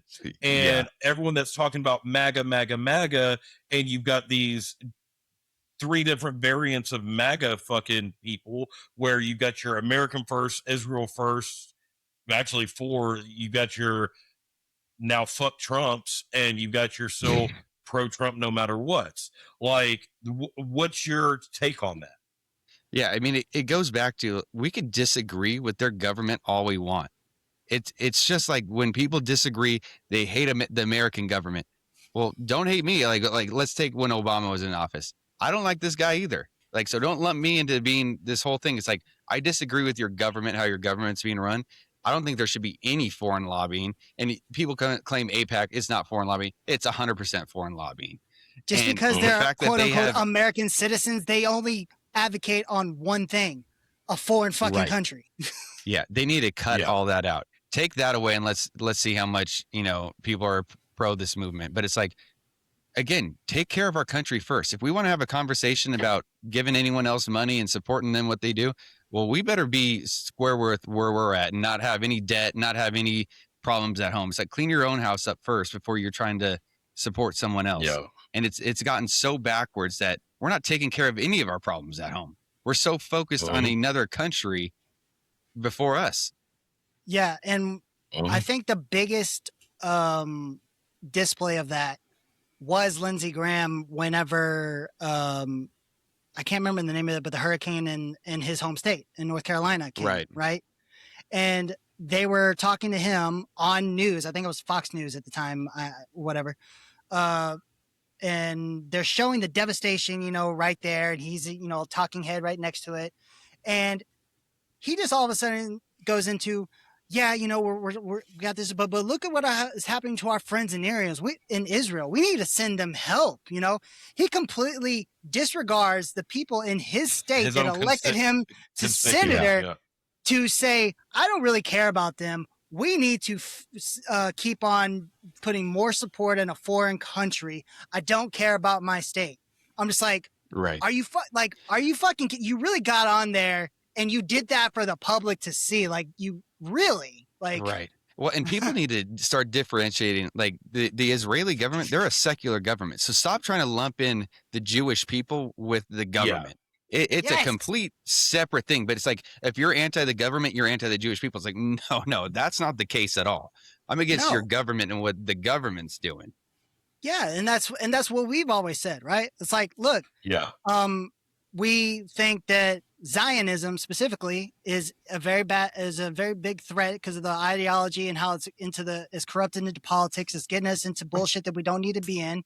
It was like, but people now say, well, if you're anti-Zionism, then you are an anti-Semitist. I'm like, no, you're not going to corrupt grammar and language just to try to please your doctrine here. I was like, I don't sit here and say that I hate Jews. It's like, no, I don't like what the state of Israel, the government, is doing. Okay, that's different. Right. If I sit here and say, fuck Jews, fuck them, and they should all just, that's different. We never say that. Right. We say Israel, meaning the state of Israel, the government of Israel. Because if you would say the U.S., people don't say oh, if you're just talking about America, it's like, no, when you say the U.S., it's pretty clear that we're talking about the U.S. government. But it's only Israel, when you say Israel, that they say, you mean all Jewish people. I'm like, what? That applies nowhere else. Yeah, it's just like when people want to call me an Islamophobe or say you hate Muslims, I'm always like, no, I don't hate Muslim people at all. And it goes back to the Christian roots. Like, everyone's made in God's image. Everyone has inherent worth. I would love to see them come to Christ. I don't like the ideology. I hate the ideology that they've been infected by. But as a person, no, I don't hate them. I hate this ideology that's corrupted them, but I don't hate the person. But people want to just lump in, if you have any disagreement with anything, it's you're a racist, you're xenophobic, you're Islamophobic, you're anti-Jewish, you're an anti-Semite. It's like, it just never ends because they just are going to complain and cry about whatever the topic of the day is. Yeah. Well, so funny story. So we ran, I plugged some different things into Super Grok and all that, a comparison between Christianity, Islam, Judaism, and a couple other religions. And then we kind of broke it down and we put some specifics in and all that. So the funny thing about it is, which two religions do you think actually came out? So, and this is between Buddhism, Hinduism, Judaism, Catholicism, Islam, and Christianity. Which two came out by percentage the closest together? Islam and Christianity. 100%. So they were at in the 80 something percentile. The biggest, and then of those big four, Catholicism, Islam, Judaism, and Christianity, the one that was so far removed, and it was hilarious how different it was Judaism. It was, the percentage was, I think the percentage was only 47% in line with Christianity. That's because it's because they reject the whole New Testament. That's because you have the Old Testament, obviously, that we come from into the New Testament. It's like, that's where we align, because that's the same story. Like, we don't really deviate from that. It's everything after that it goes left. Right. And it's funny if you meet like, well, how am I trying to say this? Like the true Jewish people, like a true like let's say native born Jew, and they have accepted Christ. They some of them will call themselves a completed Jew because they Messianic Jew, Messianic Jew, because they understand how all those prophecies were fulfilled by Jesus. But you know, Islam, you know, the Quran and everything, it puts Jesus as the most important prophet. Like, it holds Jesus to the highest regard. So it's like, it's funny that these two that I think over the years it's been propagandized, which has caused this fighting between, you know, Islam and Christianity, or Islam and every other religion. And I think it has been, like you said, the hyper political nature of the direction that Islam has gone that has caused that. And I think it's all because of propaganda and being propagandized over the years. Because if you get back to the roots of it, you know, there's so many common interests between them two. And you start looking at, you know, Judaism, and it's, you know, they're the ones that caused Jesus to get crucified, which it's not a bad thing for us now, but still, like, they look at him as a blaspheme and one of the worst things in history. You know what I mean? It's like, how in the fuck, you know, it's crazy. Well, I hate the oxymoron of Judeo-Christianity. It's like that you can't sit here and say that we have, like, because they create that term, you know, to boost the Zionist political ideology, propaganda. Right? Yeah, like we have Judeo-Christian values. I was like, okay, listen, I know that we have the connection where, you know, the Old Testament and everything like that, and then that's where Jesus came, and he was like, you know, screw you guys, I'm going home. But then he came back, and then that's where everybody started to say, well, no, he wasn't actually that. Like, and he didn't, you know, because, you know, Jews just the Jewish people back then with the Pharisees, they just didn't want to be wrong. And Right. then they started doing the Talmud, which, going from the Torah to the Talmud is just basically rabbis saying, I know better than the word of God. And this is how we're going to interpret this. Almost like that's a pretty high bar to hold there. I'm just saying, like, that better than the word of God at that point, if you're going to have the Talmud saying that. And so, yeah, because you can essentially say it's all Christian values. We believe in the Old Testament and the New Testament, and where we get those values, both books. So it's but we but then they said Judeo-Christian values, and it's like, no, dude, no. Like, you want to be a Jew and be a Jewish and stuff, by all means, that is your right to do. But again, I feel like it is coming to a point where they're pushing things on us, and this is why me and him both, like, we don't subscribe as a MAGA person, because like that term has been kind of taken away, right? You know what I mean? Yes. So we say, hey, we're America first, okay? Right. And that's because the way I describe it is like, essentially, it's America first and not at this point. That's all it's become, because the way this is how I've viewed it, and I described it on one of the last podcasts, 2 episodes ago, right? Zionism has been hijacked into becoming like wokeism, right? Because now, whenever woke became the term of wokeism to hide DEI and all that other stuff, right? And now we conflate wokeism with radical leftist ideologies and stuff like that, right? They took that term away. Well, Zionism has now become the opposite side on the right. And now, if you don't always 100% subscribe to everything that Trump is doing, and not having the freedom of thought to say, hey, I agree with what he did over here, I don't agree with this, and not being able to voice that without becoming a traitor, without becoming all this other bullshit, just because they say, hey, I don't think we should have gone and did what we're doing right now in Iran. I don't agree with that. You can agree with that. That's fine. But where do you get off calling me a traitor just because I don't agree with that specific action? We've both been vocal saying, hey, we have praised that he has shut down the border and gotten a lot of control over that on the border. But then we also disagree that the fact that we have gotten no continuation to get the economy in a better light. And then now we got the promise of no more wars, and we're going into another war. And it's like, we can sit here and say, I agree with some things and I disagree. That is what we're supposed to be as a free thinking nation. But now we're trying to get indoctrinated into the same type of leftist ideology that they used to stand against. And now they took away MAGA, and that's what they call it. It's like, you were never true MAGA if you don't stand with Trump now. I'm like, no, fuck you. You cannot sit here and tell me what I did and didn't do. He didn't stand on what he said he was going to do.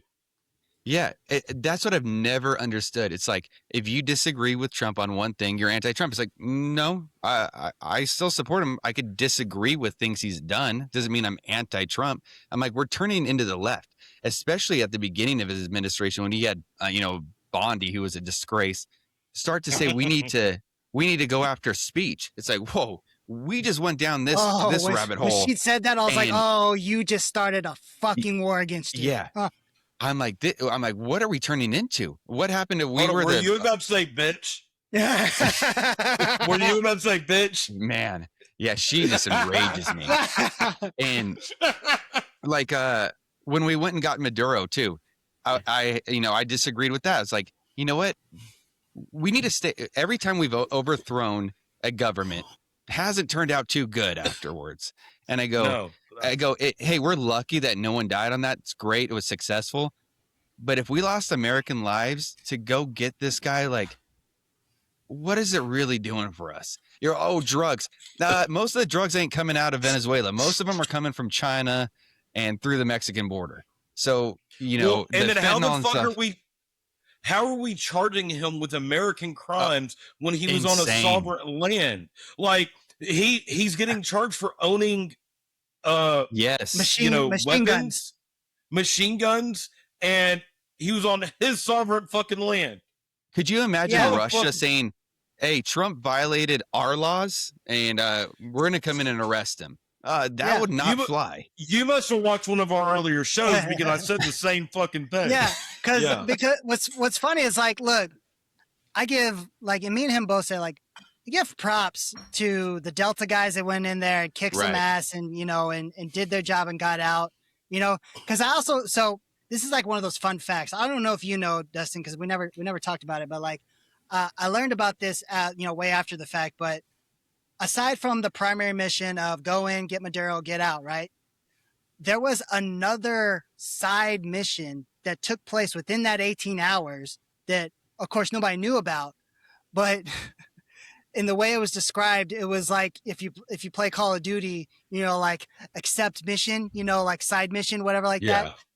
They went and burned, what's his name's, Chavez's bones. Like there was a side, they went and did that while they were extracting the president of the fucking nation. I'm just like, holy shit, dude! Like we got all that accomplished in 18 fucking hours, and then. But shouldn't that be considered as a war crime? Well, he was already under Geneva. It doesn't matter. You can't desecrate another person's body.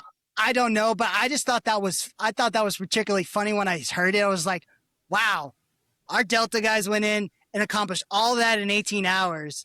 And we can't get this done. It just shows our superiority. So, I mean, it's cool when you could sit back and go, see, that's why you don't mess with America. Look what we're capable of. But at the same time, like, should we really been doing that? I don't know.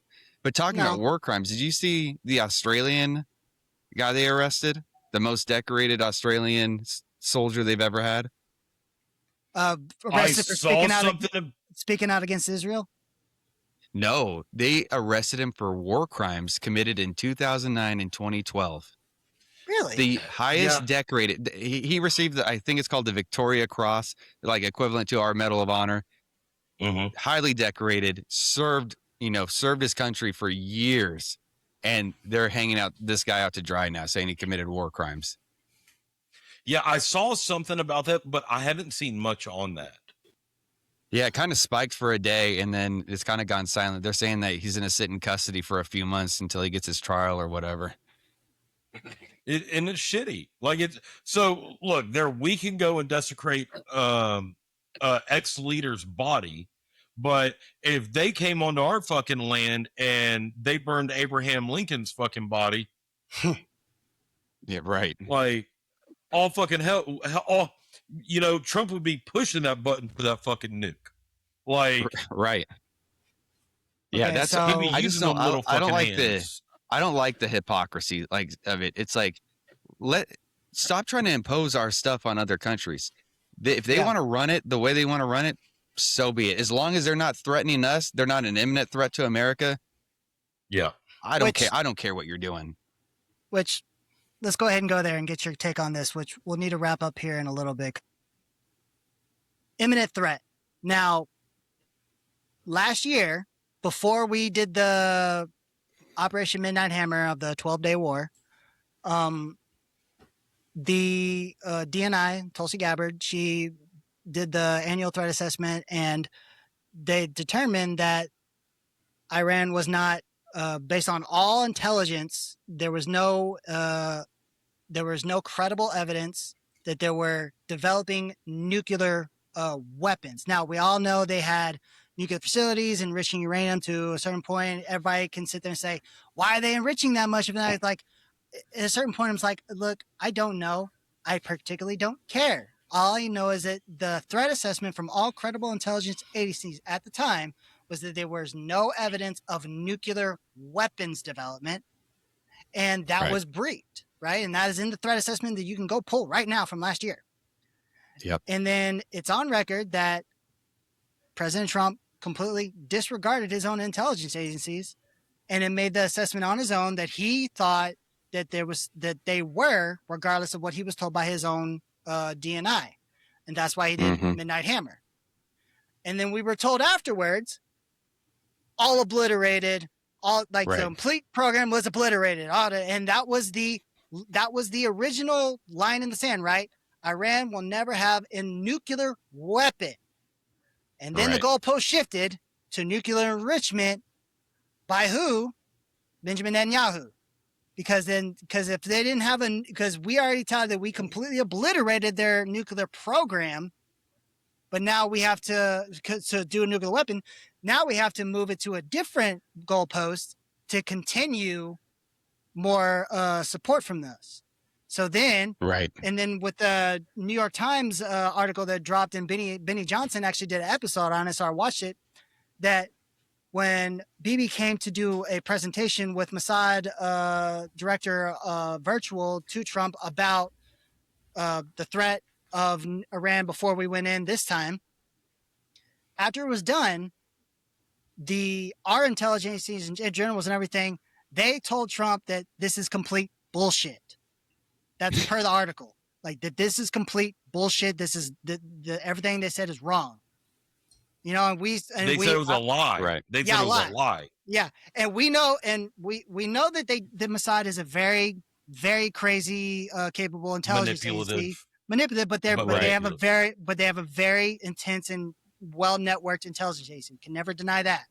But if we tout us as the best with all of our assets and everything like that, and we're still coming back with the same exact assessment as last year, right? And we're telling our leader, like, hey, this is a lie, this is wrong, that's bullshit, and then he still goes against our own people, and then launches a war that should not have been done. And then they call people like Joe Kent a traitor because he stood on moral and resigned. And it's all coming true, essentially, you know, what he said. And now, because we're getting other reports of people saying, it's like, no, threat and imminent threat are two different things. People say, well, they say death to America. I'm like, okay, I don't care. They're over there. Yeah. There's no imminent threat just because they say it. They're a little chihuahua barking. Yeah. Do they hate us? Do they want to see Americans die? If they had that weapon, would they love to use it? Of course they would. Do they have it? No. It's just like me being a police officer. If I said, well, he said he wanted to kill me, so I shot him. Well, did he have a gun? Yeah. Not that I saw. Did he reach for a weapon? Not that I saw, but he said he wanted to kill me. I would be in prison. Yeah. I'd be in prison for killing that guy. Because you went from probable cause to murder. Like, you had no actual reason to do anything. It's basically, we're seeing like Iraq play out again, but the difference is we have social media now and everybody's talking about this stuff. And it's like, well, hey, this doesn't sound right. And from what we're seeing and hearing, doesn't sound right, but you're trying to sell us on something that is not there, essentially. Yeah. Look, I don't think that any country should have nuclear weapons, but I will say this. Who the fuck are we to tell other countries that they can't? You know what I mean? Like yeah, obviously and we're not sitting here saying, well, the regime, you know, was a good regime. Like, no, we're not saying that. We know that the regime and the Ayatollah and like the IRGC, we know that they have their issues. They're not a great set of leaders, but it's like, again, that is them. That is their country. Right. Look, they were a great region. They were a great regional ally before we fucking overthrew them, motherfuckers. Yeah, yep, there it goes again. America overthrowing a government, and it turns Iran was our crap. greatest ally in the region until we threw out the Shah because he wanted to nationalize the oil, and then we put in Reza Pahlavi. Then it moved to Israel. See, that's where I stand. It's like, hey, I'm all about war. If someone wants to threaten us and they're a direct threat, let's go in and destroy them and show them you don't mess with America. But when we're kind of just picking a fight at this point, it's like, well, they weren't going to do anything. The Cold War was a good example. Like, we stood on ready and if something happened, but we didn't cross the threshold because nothing happened. And I would have stood with that posturing of, posturing in this scenario without intervening unless something happened. But no, we went in, and then now we're having to tout that high gas prices are going to be a short-term pain for a long-term gain. Fuck you. Yeah. You don't and know. That's what I got to say too. Now that we are in this, it's like, just finish the job. Do it quickly. Don't drag this out to another 20-year war. We're in it at this point. So do what you're going to do, but do it quickly and get us out, because If you're, well, and then there we go again. The military-industrial complex. You're gonna get all these voters. No, we got to keep this going. We got to, because my pocket's I'm getting richer by the day with this. Well, and then they're bitching that no one's stepping up to overthrow the government for regime change. They wanted it so bad, but no one's stepping up. It's like, what the fuck, bro? Like, I don't know. Okay, sidebar question. Yeah. Who's hotter, Chrissy Nome or Tulsi Gabbard? Tulsi. Yes. My dog. Yeah. And she looks like Rogue from X-Men with that fucking white fucking streak. Yeah. And see, and real quick before we start closing, people are, going on with her next threat assessment that she just did, after Joe Kent resigned, right? Going on about like, oh, she was so anti-war and everything. I was like, but if you really listen to what she said, like she didn't really change anything. And on top of that, because when I mentioned it and I played it on our episode a couple of times, whenever Stefanik was asking the question about Joe Kent's resignation letter and reading the whole part about Israeli influence pulling us into the war, right? Mm-hmm. And she's like, does that statement concern you? And then Tulsi was like, Joe said a lot of things in that letter, and she started to, give the politician answer, right? And Stefanik was like, well, does that statement of him saying that Israel is to blame for us going into war concern you? And all she said was yes, with no clarification. That is a very open and open for interpretation, because behind the scenes, there's a lot of people saying that she still holds a very tough stance of this is bullshit and we should have never gone. Yeah. So who knows? Well, she got so strong of anti-interventionist views that's why she's always going to have that fucking view. Right. She's got that opinion of let sleeping dogs lie. Like if they're fucking up over there, let them do them. Like if it's not affecting us here, look, the motherfuckers don't got ICBMs that can even hit us, so they're not a fucking threat. I mean, it's fun. It's funny because you could just break this down to the lowest stage, even how things work in America. It's just like when we dealt with like gang members. Hey, are the gangs, are they a threat to us right now? No. Hey, we're not going to go into their, territory and stir the nest because, hey, they're not doing anything to us right now. They're not causing any problems. Let them lie. And when they become an issue, we'll deal with it. And it's same thing on the world stage. It's just a bigger stage, but same thing. Let it happen. But I was going to say, man, we could go down the rabbit hole with the whole Charlie Kirk thing too, and how, Joe Kent wanted to see foreign influence, got shut out of that, and there's a connection there for sure. We could, you want to come on again, dude? I guarantee you. Oh, that would be great. You want a fucked up would you rather? I don't know if he's ever seen those. I don't know if he's seen ours, but go ahead. Okay. So you were technically a politician for 37 seconds, and you were a police officer for long enough to fucking lock people up. Would you rather blow a politician or a cop? Oh man. Yeah, this is what we go with. Man, my first answer is I'd rather just shoot myself off myself. Yeah, but you got to make a choice. Dang. At least I didn't ask you if you would rather blow me or him. Like I was nice to you on this one. I'm just gonna go politician on that one. Yeah, because he might get some benefits out of it. Who knows? get some stock trading tips out of that. There you go.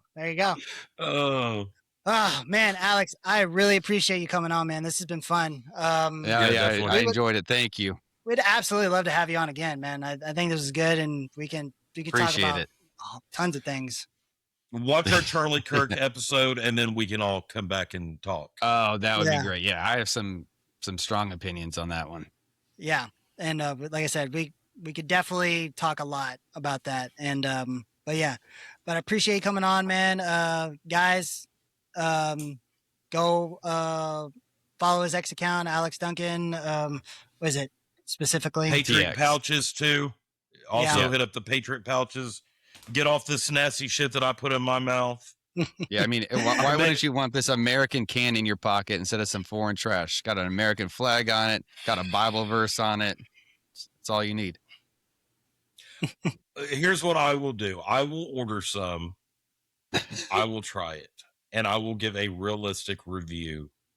Hey, you know what? We need realistic reviews, especially from someone that's actually dipping right now currently and not using what pouches. flavors. What all flavors do you have?